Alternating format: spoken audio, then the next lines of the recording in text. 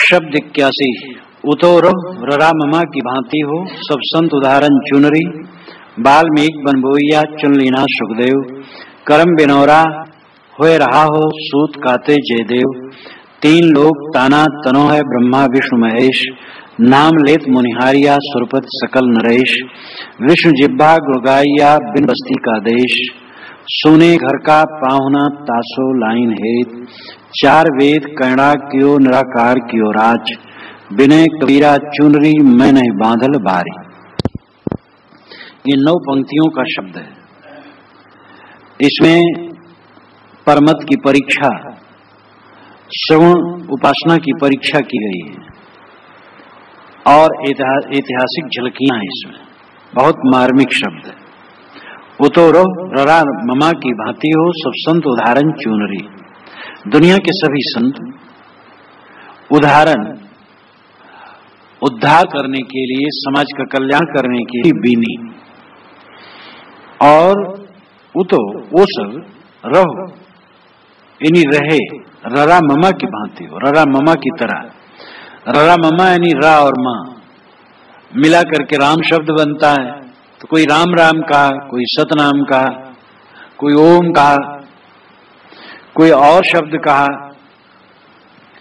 तो अनेक शब्द जप में लोगों ने जोड़ा और जप करने लगे।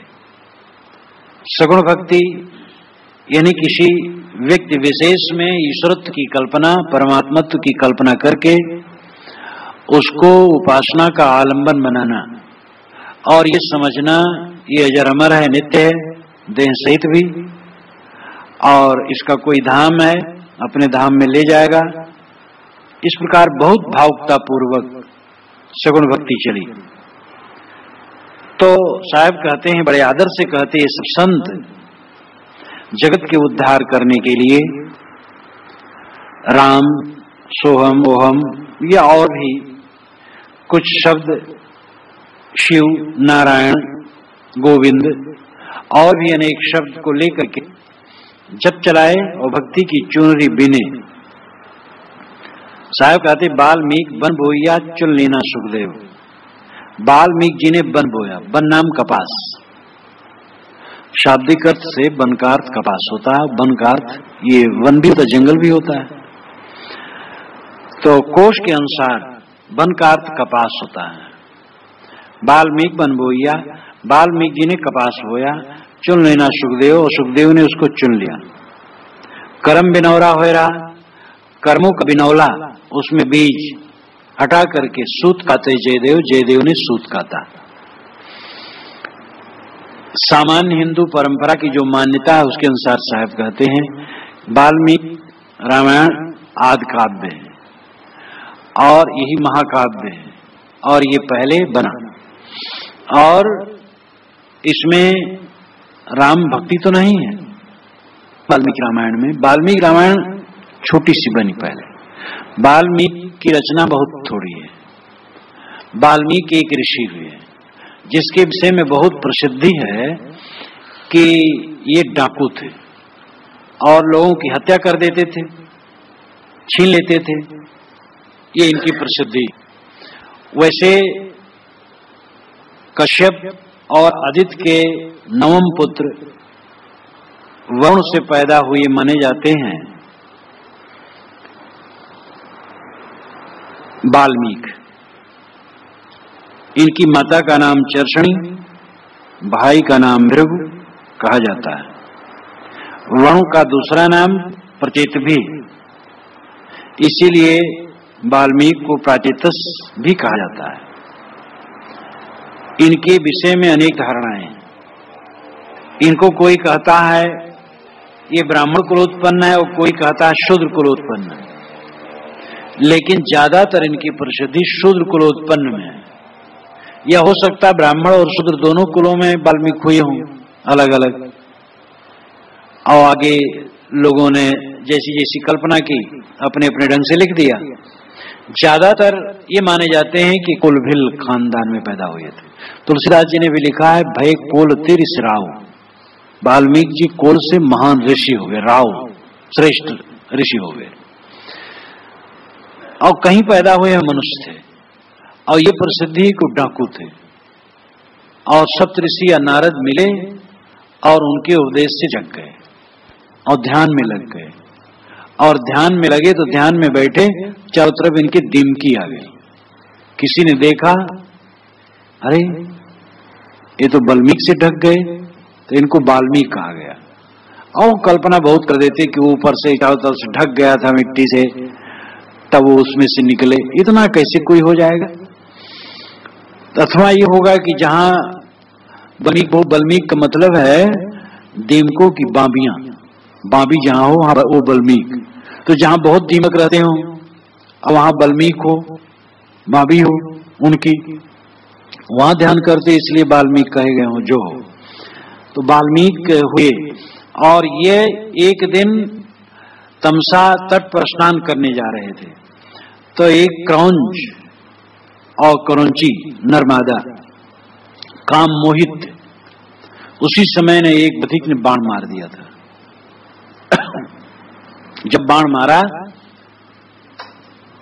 तो इनको बहुत कष्ट हुआ और इनके मुख से एक छंद निकल पड़ा, मानुषात प्रतिष्ठान तुम गम शाश्वती समा यत क्रौंच मिथुनादेक मवधि काम मोहितम।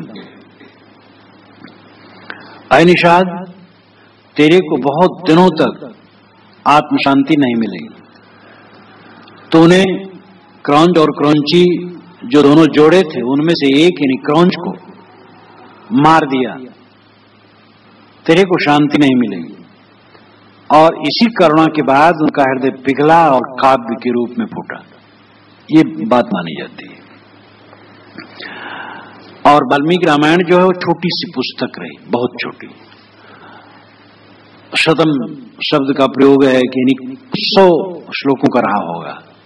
ये ईसा के 300 वर्ष पूर्व की रचना मानी जाती है। तब तक राम को एक अच्छे मनुष्य के रूप में लिखा गया और उनके अच्छे गुण बताए गए, लेकिन कृष्ण के अवतार की कल्पना बहुत पहले हो गई थी। उसकी देखा देखी ईसा के लगभग आकर के ईसा के 100 साल पहले अन्य कवियों ने उसमें जोड़ा और राम लक्ष्मण भरत शत्रुघ्न चारों को विश्व का अंशावतार कहा और ऐसा लिखा। उसके पश्चात भी वो बनता रहा। ईसा के 200 वर्ष बाद जो एक बौद्ध ग्रंथ बना, उसमें लिखा है रामायण में 12,000 श्लोक, अब आजकल 24,000 है। तो ईसा के 200 वर्ष के बाद तक उसमें 12,000 ही श्लोक थे। और गुप्त काल में ईसा के 300 वर्ष के बाद महाभारत रामायण सब संपन्न हुए हैं। तो ये सैकड़ों वर्षों में महाभारत रामायण दोनों बनते रहे। महाभारत में रामायण के पात्रों का नाम है और रामायण की भी चर्चा है, लेकिन रामायण में न तो महाभारत के पात्रों की चर्चा है न महाभारत की चर्चा है। इसलिए सहज लोग समझते हैं कि रामायण पहले बनी, किंतु सांख्यायन में और पाणिनि सूत्र में भारत की चर्चा है, महाभारत की चर्चा है, लेकिन रामायण की चर्चा नहीं है। और वाल्मीकि रामायण के श्लोक पाणिनि के अनुसार है, इसलिए पाणिनि के बाद रामायण की रचना मानी जाती है। फिर रामायण की बात महाभारत में कैसे है? तो इधर काफी शोध हुआ है, शोध करके तब ये सब निर्धारित हुआ है कि जय नाम से महाभारत बना। पहले ये महाभारत में ही लिखा है, वो छोटा अंश था, उसमें रामायण की चर्चा नहीं थी। रामायण के पात्रों की चर्चा थी, क्योंकि रामायण के पात्र प्रसिद्ध थे पहले से लोकगीत में। और फिर भारत नाम आया, जय के बाद भारत, तब महाभारत बढ़ता गया। तो पीछे के जो अंश बने हैं महाभारत में, उसमें रामायण की चर्चा आई जब रामायण बन चुकी थी। अब रामायण तो ईसा के 300 वर्ष के पूर्व से लेकर के 400 वर्ष के बाद तक बनती रही। उसी बीच में महाभारत का विस्तार भी होता रहा, इसलिए महाभारत के पात्र और रामायण के पात्र और रामायण की चर्चा उसमें होती गई। रामायण में महाभारत इत्यादि की चर्चा नहीं की गई, जबकि रामायण का विस्तार महाभारत के विस्तार के साथ होता रहा, लेकिन उसकी चर्चा उसमें नहीं की गई। भारत बहुत व्यापी ग्रंथ है, अनेक उपाख्यान है। रामायण में पूरी रामायण राम के लिए निबद्ध है, इसलिए भी शायद महाभारत की चर्चा उसमें न की गई हो। और ये जैसे भक्ति के विषय में है, भक्ति किसकी पहले शुरू हुई, इस पर मैंने कल कृष्ण जन्माष्टमी के उपलक्ष्य में कहा था कि लोग मानते राम की भक्ति पहले शुरू हुई, वस्तुतः कृष्ण की भक्ति पहले शुरू हुई। कृष्ण पहले परमात्मा माने गए, ईसा के 400-500 वर्ष पूर्व कृष्ण परमात्मा मान लिए गए थे, और ईसा के 400 वर्ष पूर्व गीता बनी, उसमें कृष्ण का पूर्ण परमात्मा रूप है। और मैंने बताया था कि अंश के पुत्र सत्वत, और सत्वत एक प्रतापवान राजा हुए जो नारायणी भक्ति चलाए, और वो भक्ति पूरे भारत में व्याप्त हुई, और उसका प्रभाव राम कथा पर पड़ने लगा। इधर वाल्मीकि रामायण के बाद बहुत राम काव्य बने, जिसको रामायण रहस्य में सब बताया गया है, और उसमें राम का ऐश्वर्यशाली स्वरूप चित्रित किया जाने लगा बराबर। फिर उनका देव रूप आ गया, फिर ब्रह्म परमात्मा रूप आ गया, बढ़ता गया, और ईसा के 100 साल बाद तक राम की उपासना चल पड़ी। राम की महत्ता का वर्णन तो ईसा के पूर्व से शुरू हो गया था, लेकिन राम संप्रदाय कोई था ऐसा कहीं, वैष्णव का राम संप्रदाय कहीं नहीं था। अभी राम को परमात्मा मान करके उपासना करने वालों का संप्रदाय ये ईसा के 1100 वर्ष के बाद से शुरू होता है। ये सब प्रामाणिक उदाहरणों के साथ मैं कहता हूँ, जो विद्वान इसी में अपना जीवन लगा दिए हैं, जो पंडित और शोध करके ये सब चीज रखे, उनका उदाहरण दे करके मैं कहता हूँ। ये सब जैसे भंडारकर हैं और वासुदेव शरण अग्रवाल हैं, या और भी हिंदू कोश के लेखक हैं, ये सब के मत हैं। तो कृष्ण उपासना के बाद राम उपासना चली।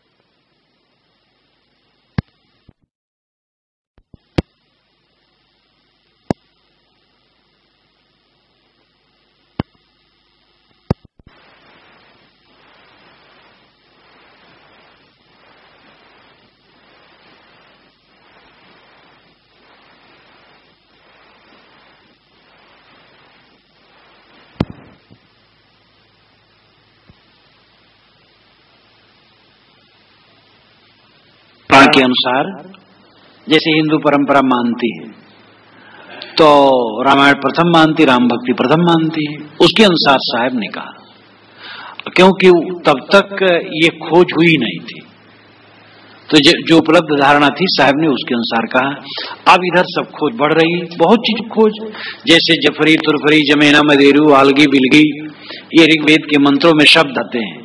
इसका ठीक से अर्थ साणाचार्य भी नहीं कर पाए। साणाचार्य वेदों के महान भाष्यकार आज से 700 वर्ष पूर्व हुए हैं, सर्वांग भाष्य उन्हीं का है, लेकिन वे भी ठीक से नहीं कर पाए।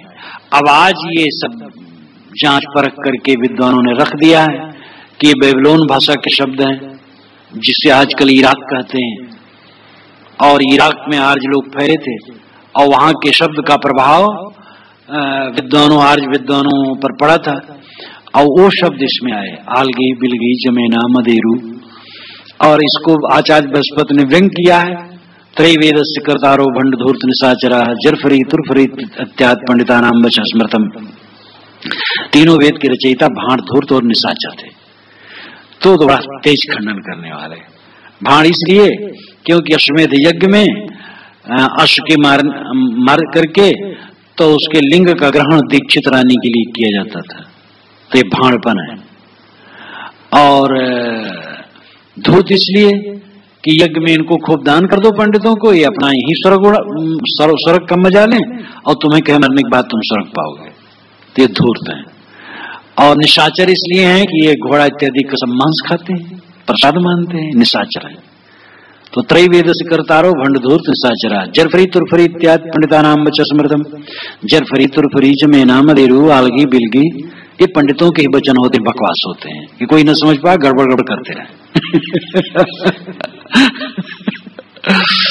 तो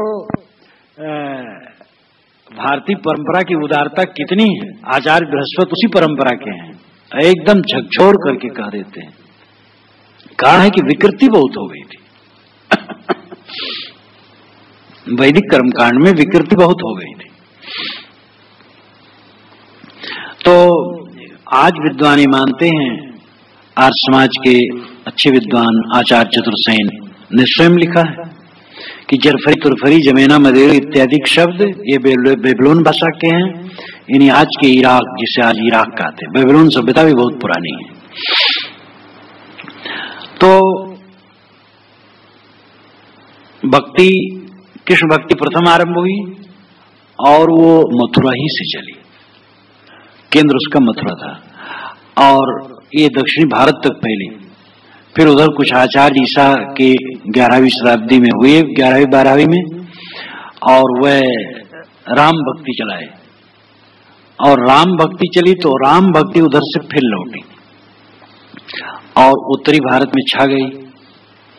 वाल्मीकि श्रीमद् भागवत में महात्म्य में ये कहा गया कि वृंदावन में एक युवती बैठी है और दो बूढ़े लेटे हैं जिनकी सांस भर चलती है। तो नारद पहुंचते, कहते तुम कौन है, ये कौन है? तो कहती मैं मां हूं, ये दोनों मेरे बच्चे हैं। कहे ये बूढ़े बूढ़े हैं और तुम जवान हो कैसे? कहे मैं भक्ति, ये दोनों ज्ञान वैराग के। हमारा जन्म द्रविड़ में, तमिलनाडु में, और वहां से चली तो कर्नाटक में बढ़ी और पुष्ट हुई और महाराष्ट्र में भी स्वागत हुआ, लेकिन गुजरात में आई तो अंगभंग हो गई, क्योंकि गुजरात में बहुत पाखंडी है। जब मैं वृंदावन में आई तो युवती हो गई, अनुकूल वातावरण मिला, लेकिन हमारे लड़कों को यहाँ भी अनुकूल वातावरण नहीं, इसलिए बूढ़े हैं। आज भी वृंदावन में मुक्त परी बिलराते वृंदावन की खोर। वृंदावन में मुक्ति कौन पूछता, ज्ञान वैराग कौन पूछता? हम नाचने वाले हैं वहां भक्ति के नाम पर। तो श्रीमद् भागवत में कथा आई, कवि साहिब साखी में बात आई कि भक्ति द्रवणी उपजी लाए रामानंद, प्रकट करी कबीर ने 7 दीप 9 खंड। तो ये भी ये आधुनिक स्थिति से कहा जाता है कि भक्ति द्रवण में पैदा हुई, लेकिन प्राचीन विचार करके देखा जाए तो भक्ति मथुरा में पैदा हुई। वैसे भक्ति तो मनुष्य के हृदय में पैदा है और सब समय पूरी दुनिया में है, लेकिन ऐतिहासिक अध्ययन जो परंपरा के अनुसार उसके लिए कहा जाता है। भक्त वैदिक साहित्य में भक्त शब्द संभवतः पहली बार श्वेताश्वतर उपनिषद में आया। यस देवे परा भक्तिर यथा देवे तथा गुरु, अर्थात जैसे देव में परम भक्ति होती है वैसे गुरु में होती है। भक्ति शब्द पहली बार वैदिक साहित्य में शायद यही आया है। वैसे भक्ति मनुष्य के हृदय में, सगुण उपासना रागात्मक भक्ति का इतिहास है। रागात्मक भक्ति किसी देहधारी के प्रति अनुराग करके भक्ति, ये कृष्ण उपासना पहले चली, मथुरा से शुरू होकर के पूरे भारत में फैली, और राम भक्ति ईसा के 11वीं शताब्दी के बाद दक्षिणी भारत से चल के भारत में फैली। लेकिन साहब उस समय जो व्याप्त संस्कार था, मान्यता थी, उसके अनुसार कहते हैं। वाल्मीकि बनबोइया, बीन जिन्हें कपास बो दिया।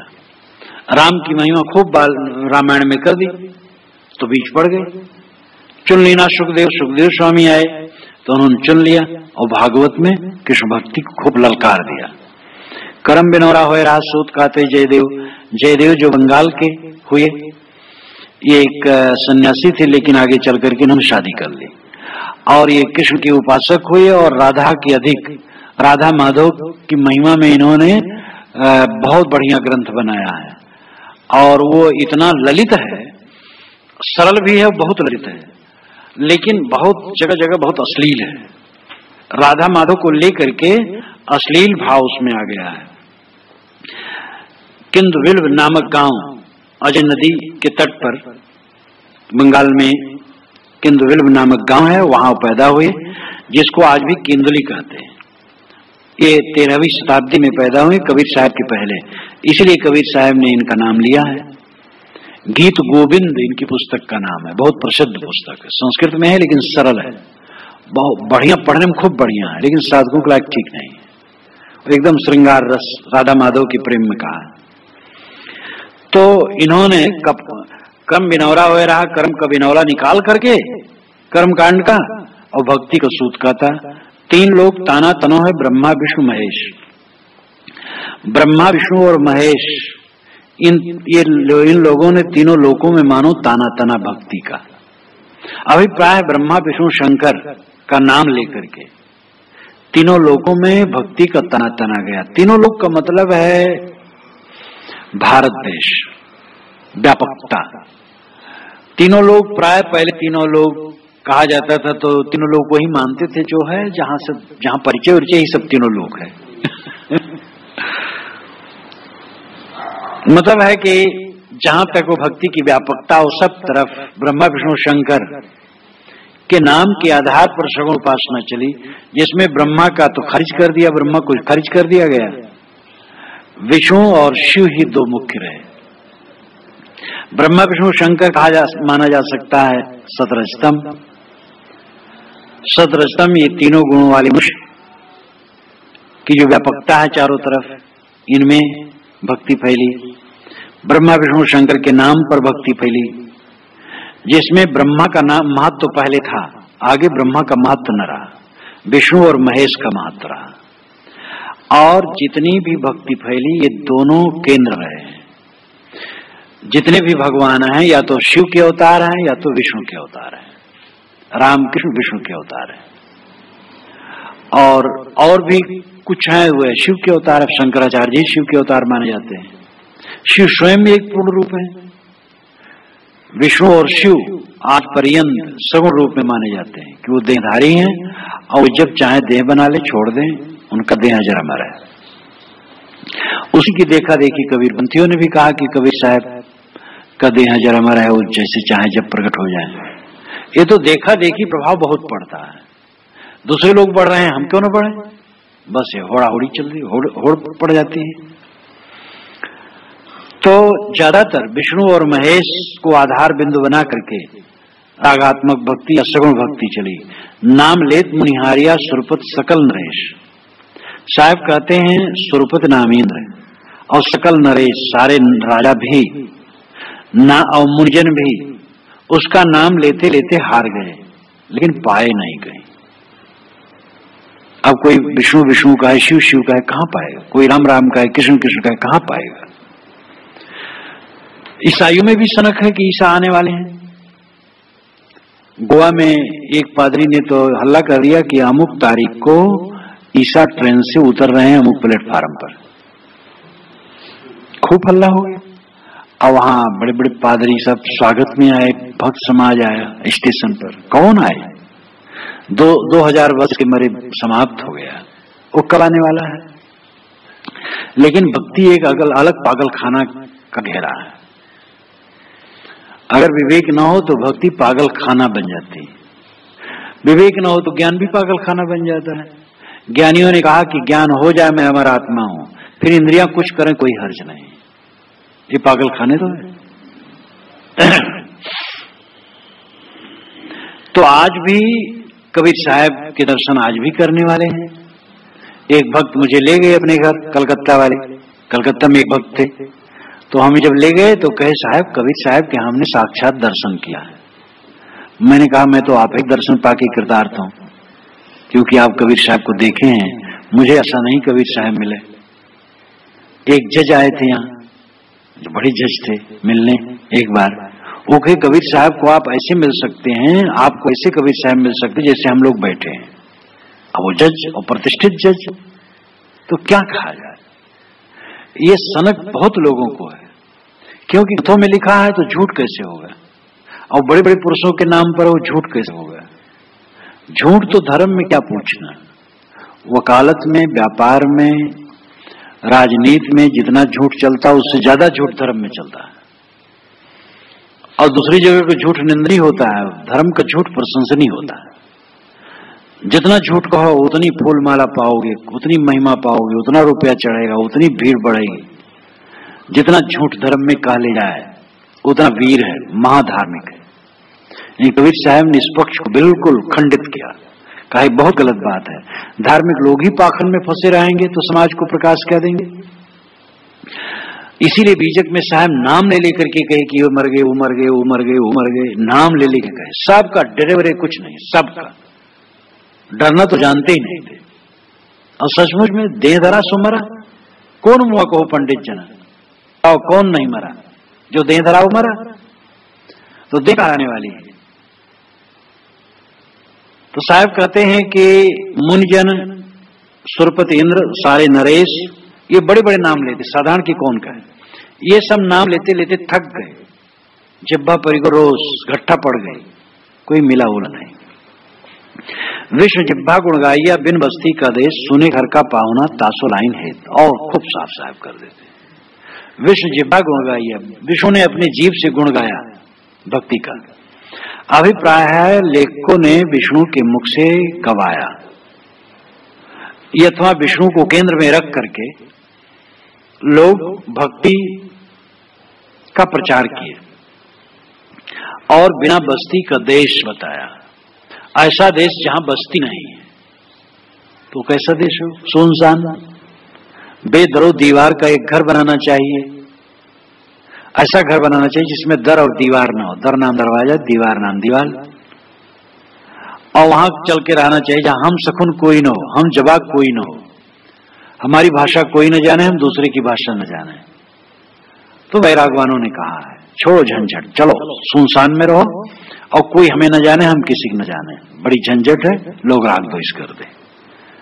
लेकिन इस पिनक से भी काम चलने वाला नहीं।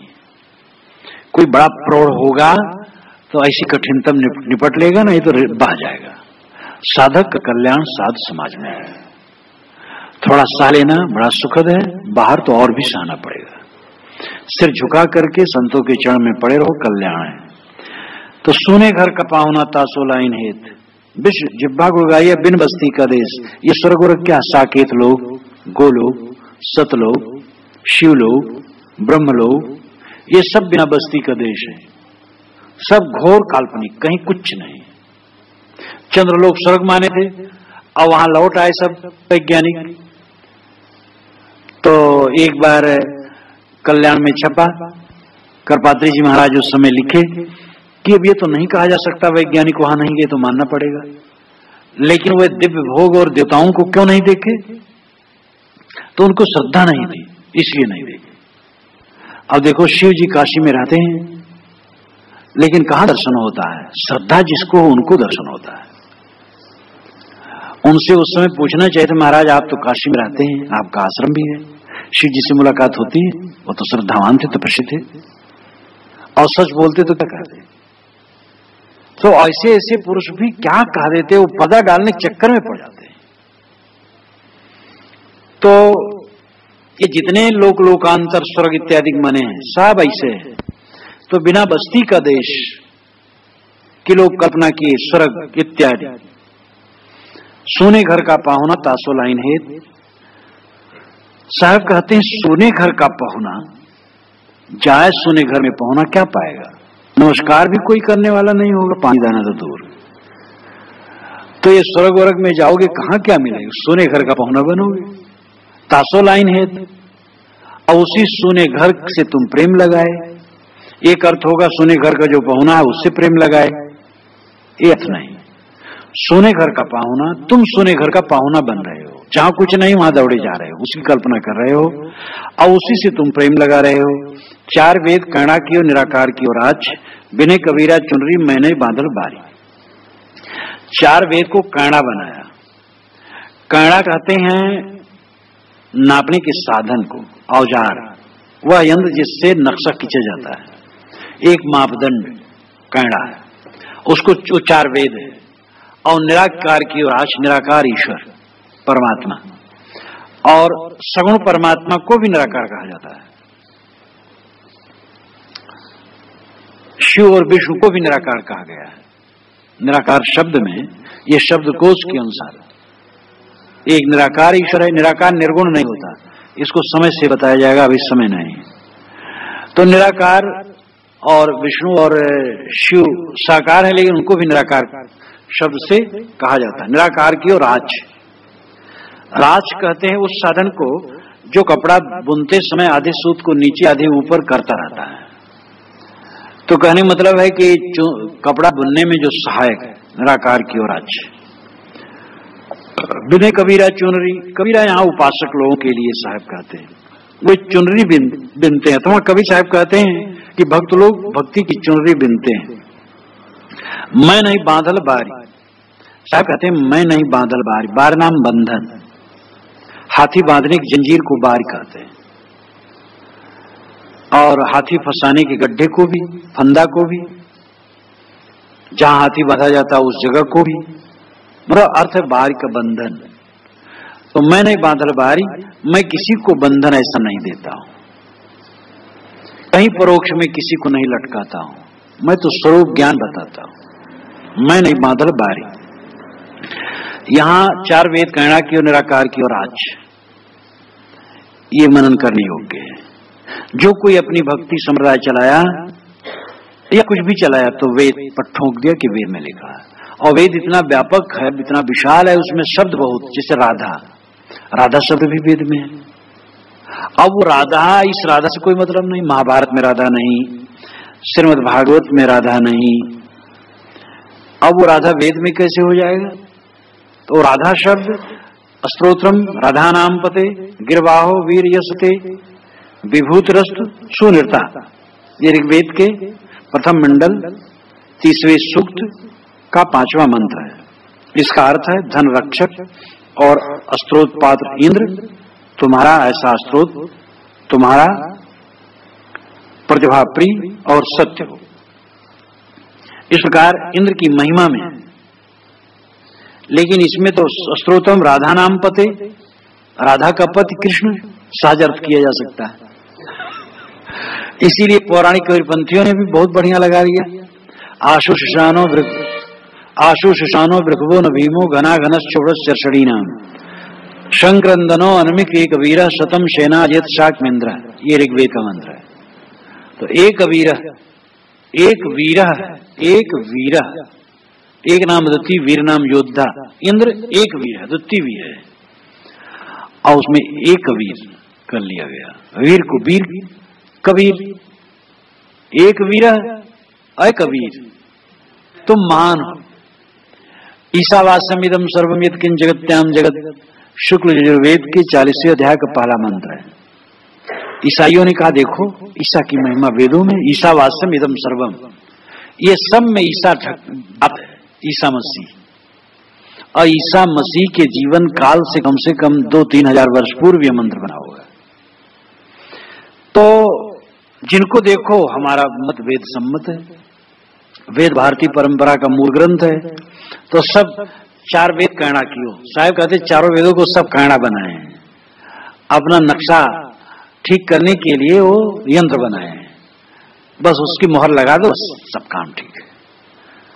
और निराकार की ओर आज, निराकार विष्णु और शिव को राज बनाया, चुनरी बिनने के लिए, कपड़ा ऊपर नीचे करने के लिए सूत बनाया, मतलब कोई तो विष्णु से कोई शिव से जोड़ करके भक्ति की चुनरी बिनी। साहब कहते मैं नहीं बांधल बारी, मैं ऐसे बाहर में बंधन में किसी को नहीं बांधता। बादल भी भोजपुरी भाषा का पुत्र है, साहब की वाणी में खूब भोजपुरी है, और इसीलिए गुरु ग्रंथ साहिब इत्यादि में जो है वो सब पंजाबी बना है। आखड़िया झाई पड़ी पंथ निहार निहारी, जीभड़ियां छाला पड़ी नाम पुकार पुकारी, ये जीभड़ियां आखड़ियां पंजाबीपन। अगर साहब ने कहा होगा तो व्यंग में कहा हो सकता है कि कह दिया हो व्यंग में।